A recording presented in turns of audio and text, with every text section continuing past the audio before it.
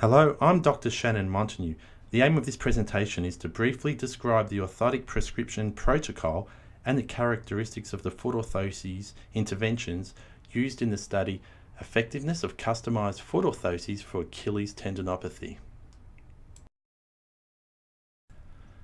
The aim of this study was to conduct a participant-blinded, randomised trial to determine the effectiveness of customised foot orthoses for mid-portion Achilles tendinopathy.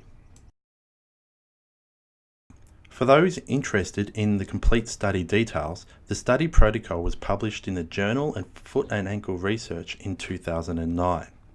The results of this trial were published in the British Journal of Sports Medicine in 2014.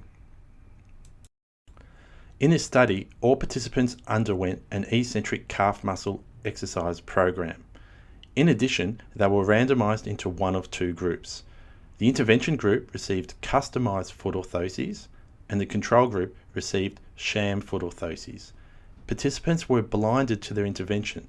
They were advised that they would simply receive shoe inserts. Both foot orthoses interventions appeared identical from the top in that they had a blue Lunasoft 2mm EVA top cover. The sham foot orthoses were made from highly compressible EVA. The customised foot orthoses were designed based on a modified root style of device. The material used was polypropylene and the foot orthoses were posted to vertical. To include an additional level of customisation, the customised foot orthoses were modified according to a person's foot type, and that was determined using the reliable measure, the foot posture index, as well as their body mass. This figure shows the prescription protocol for the customised foot orthoses. If we start in the middle, a normal foot was defined as a foot posture index scoring between 1 and 7. This particular foot type was prescribed a standard foot orthosis, which was a modified root style of device.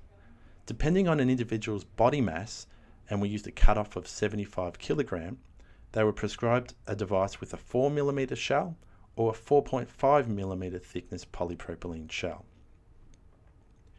Individuals with a pronated foot type, defined as a foot posture index of 8 or more, were prescribed an anti-pronation foot orthosis. This was a modified root style of device with the addition of a 4mm 15-degree medial heel skive. Again, the person's body mass dictated the thickness and flexibility of the polypropylene shell. Individuals who had a supinated foot type, defined as a foot posture index of 0 or less, were prescribed an anti-supination orthosis. This was a modified root style of device.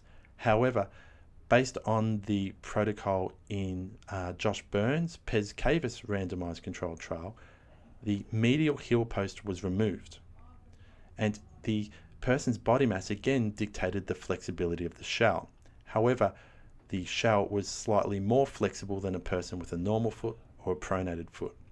If a person had a mass of less than 75 kilograms, the orthotic shell was 3mm thick. If the mass was greater than 75 kilograms, the shell was 4mm in thickness.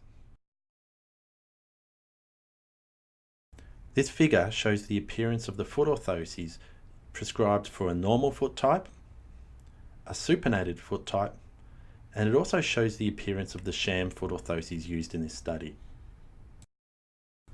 The following two videos show the compressibility of the custom foot orthoses as well as the sham foot orthoses. The rigidity of the custom foot orthoses can also be seen here compared to the flexibility of the sham orthoses. This video shows the arch contouring characteristics of the customised foot orthosis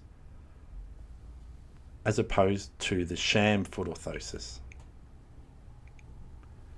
In addition, the heel cupping effect of the customised foot orthosis can be seen in this video compared to the sham foot orthosis.